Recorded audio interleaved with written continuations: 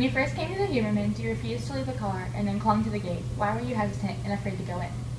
At first, I didn't want to get out of the car because they took me to a strange new place away from my mother, the only family I had left.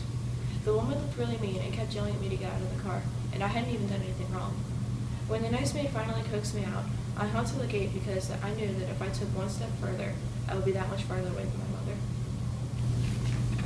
Didn't you think you would see your mother again? There was no way for me to know for sure at the time, and I didn't understand why we were separated. I didn't know what was going to happen to me. Who was Hans to you? He was like the father figure I never had, but more than that. He was a friend, and he treated me like his own child. When you were young and had nightmares, how did Hans being there reassure, comfort, and help you fall back to sleep? His presence soothed me, and I knew that if I had another nightmare, he would be there whenever I woke up to comfort me and to read to me so that I could fall back to sleep. The reading served as a distraction, and also as a way of strengthening our bond again. What was going through your mind when Hans harshly lectured you about Max and keeping him a secret? I was actually really scared because Hans was not acting like himself, which clued me into the fact that this was a really dangerous situation.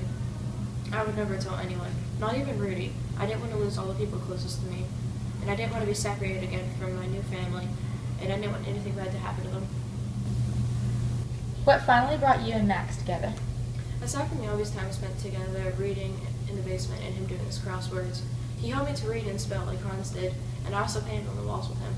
He made me 2 books and drew many drawings of us. We also connected to the fact that we had many nightmares about our past, and so we could relate on that level as well. Explain how your friendship with Rudy progressed over time. We first started bonding through street soccer, but that quickly progressed to him asking me to kiss him all the time. We shared everything, our secrets, food, and struggles. We could call each other names, and we knew that they weren't sincere. We became partners in crime, but more than that, we were best friends. Do you think Rosa treated you well in the long run, or was she too harsh with you? At first, I hated that she yelled at me so much. Truth be told, she scared me a little. Luckily, Hans was always there for me. Later on, it really didn't bother me as much, though.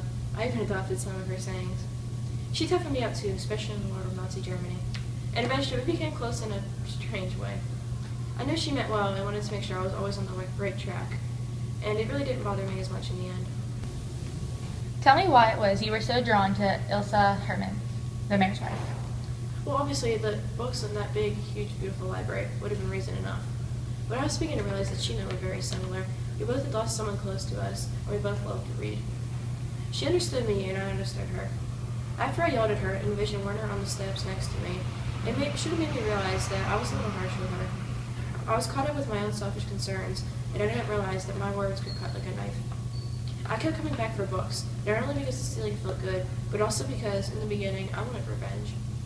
As time passed, I also felt like Ilsa expected me to come back, and I didn't want to disappoint her. I kind of wanted to walk in through the front door and just talk to her, like her letter said, but it was too late. The damage was done. You tell the story about this young German girl and her life in Nazi Germany. What compelled you to follow her around for years and retell it? Well, you see, as death, I can go by many humans unnoticed until it is time for me to retrieve their souls from their broken human shell. I followed young Liesel for the simple reason that she interested me. From the day I collected her younger brother's soul, I found myself growing curious and decided to follow her throughout the years. And I am so glad I did that, because she had quite the story to tell. That little girl had seen and lived through a lot of chaotic events. I am not supposed to feel sorry for the humans, but I couldn't help it with her. I became attached to her, and my curiosity grew into a slight obsession. I did feel for her and the humans closest to her. I followed her because she intrigued me, and now she would live on through the story she wrote. You said you weren't supposed to feel sorry for the humans. What did you mean by that? Being deaf is my job. There are unwritten guidelines and rules that as deaf I must follow. Don't ask me why, ask the man upstairs. Anyways, death cannot feel sympathy towards a human because I cannot make any exceptions. If you're dead, you're dead. That's the end of it. If I would let myself, God forbid, get close to a mortal human and feel sorry for them, I wouldn't want to see them go. That, however, won't fly again, and don't put that blame on me. But I did make a huge exception to Liesel, as you already know. I followed her for quite some time and even developed a liking for the girl. That was dangerous on my part, but I let her life play out and did my job as it was to be done. Feeling sorry for her would have to be put aside. Why did you always see colors and intentionally look at them and not the people? Well, first, let me talk about the eclipses. I see these everywhere when I take a school to the other side, and I look at that and all the sad, suffering faces around me. I like the ones where the world is devoid of light and also when the sun shines through. One could say that they distinguish between a good life and a bad one. The colors I see in the skies that leave people behind are always related to the situation, how the person died, and what their final day was like. So, the final question is, are we worth it? I am obviously still finding examples of how humans are and aren't, and I always will. But I think my overall decision is that you are. Even during bad times like Nazi Germany, there were good things happening. For example, the Hubermans and all the other families like them during this time. Those who fought against the Nazis and all who stood up for what they believed was right and took the punishment for that. Some wanted me to take them so they could leave what they perceived to be a terrible world behind. I think that they were wrong. I think that this is a wonderful world, and that there's one thing about the humans that they have and that I envy: the good sense to die.